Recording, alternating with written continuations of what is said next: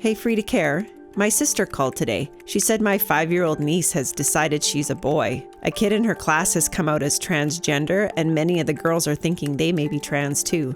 Under the conversion therapy ban, what is my sister allowed to say to her 5-year-old? Well, according to supporters of the ban, parents can still have conversations with their children as long as they let their child explore their gender identity. First of all, this idea of children transitioning, nobody that I know in this field supports or engages in medically transitioning children. And that this is about allowing children to have their time and have their exploration and providing supported environments rather than pushing them one way or the other. Dr. Lee bases this understanding on an exception in the ban.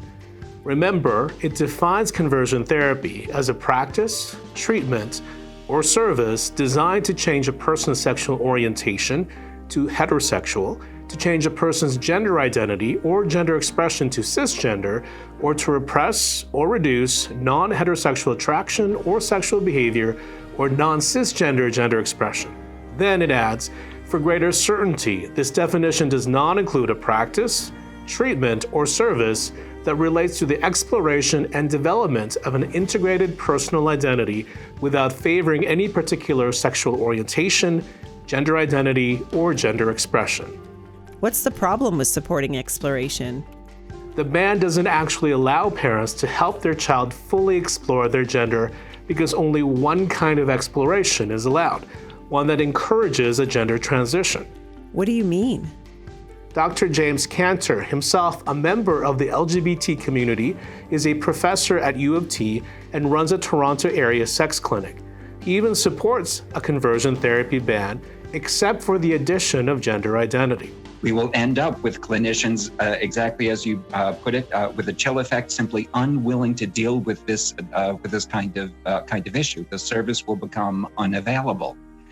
Without a clear indication that of what counts as an exploration and exactly what that means, anybody would have trouble going into this with the kind of confidence that a clinician needs in order to help their client.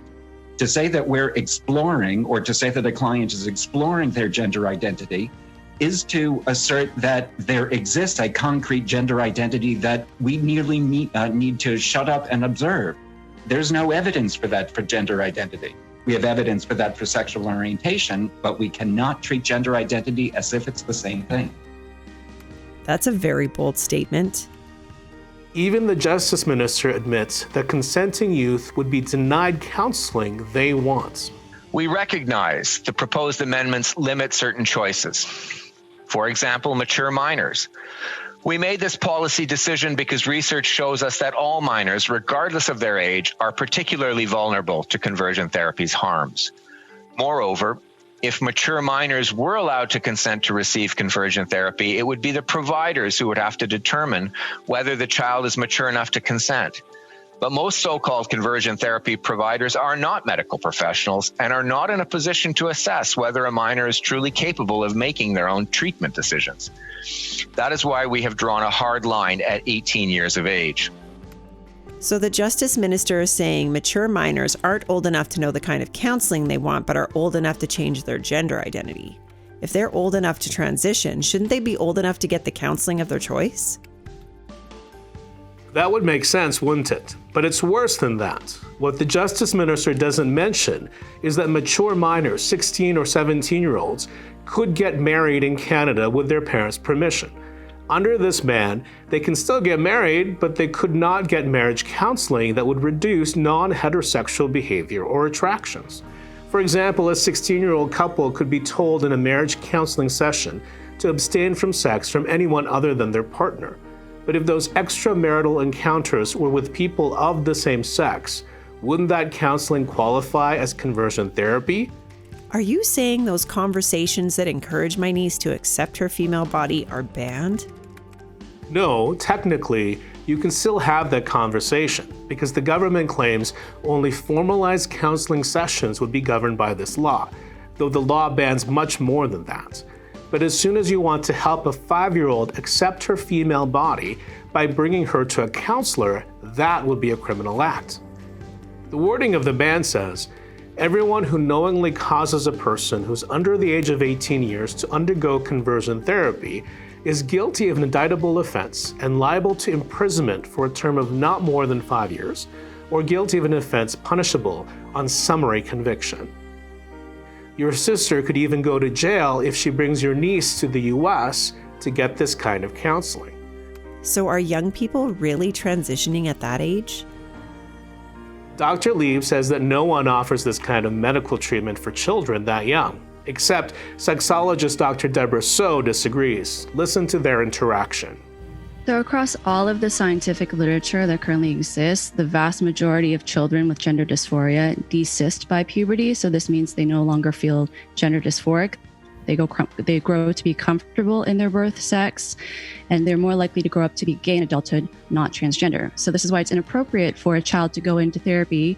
And if a clinician is mandated to facilitate early transitioning, there's a very high chance that this child is going to change their mind as they get older, and transition will have been completely unnecessary for them. And we see this in the case of detransitioners, where we have all of these young people coming out now saying, I've transitioned, it was not the right decision for me. Now they are living with the permanent side effects of having undergone cross-sex hormones, potentially surgery, and there's no recourse for them. So I do agree with Dr. Lieb in that I am definitely in favor of supporting children, especially children who are uncomfortable about their gender identity or their birth sex, but that's not what this bill is about. And in terms of who's being muted, you look at someone like Dr. Zucker, whose clinic was shuttered. He is the world expert in gender dysphoria in children, and his clinic was shuttered in 2015.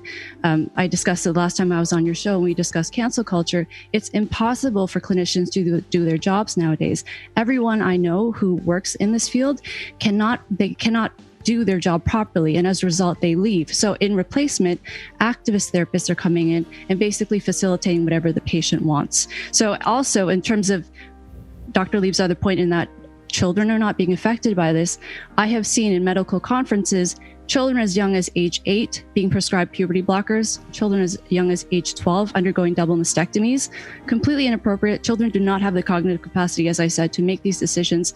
And in most of these cases, the parents believe that they're doing the right thing, but they are also being cowed by activists. They're now being told that if their child does not transition, they are at a high risk of suicide. And now that any therapies that go against this narrative are being criminalized, it's only going to compound the problem.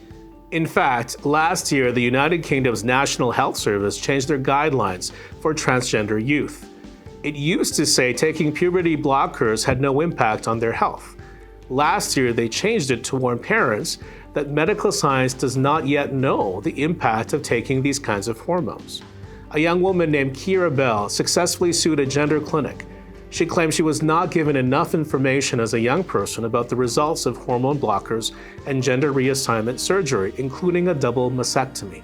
A top court in the UK ruled in Kira's favor, and now the health service no longer allows children under 18 to get hormone treatments.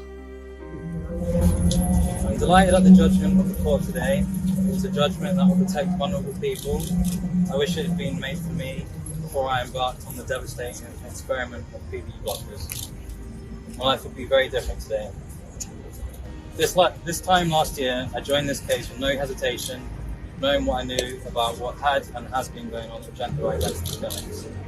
My hope was that outside of the noise of the culture wars, the court would shine a light on this harmful experiment on vulnerable children and young people. These drugs seriously harm me in more ways than one, and they have harmed many more, particularly young girls and women. This judgment is not political, it's about the protection of vulnerable children. Please read it carefully. It exposes a complacent and dangerous culture at the heart of the national centre responsible for treating children and young people with gender dysphoria. I support the right of adults to transition, but I think the UK High Court is right. Children simply won't understand what the impact of a gender transition is. That is what should be banned, not helpful counseling.